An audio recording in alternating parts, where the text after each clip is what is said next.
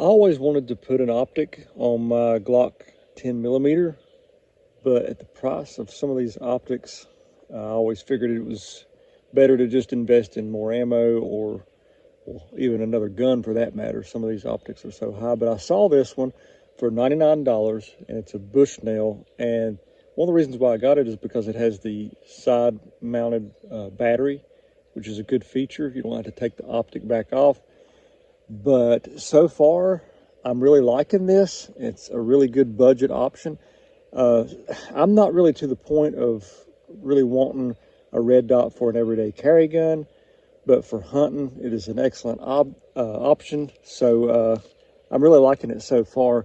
Let me know what you guys think.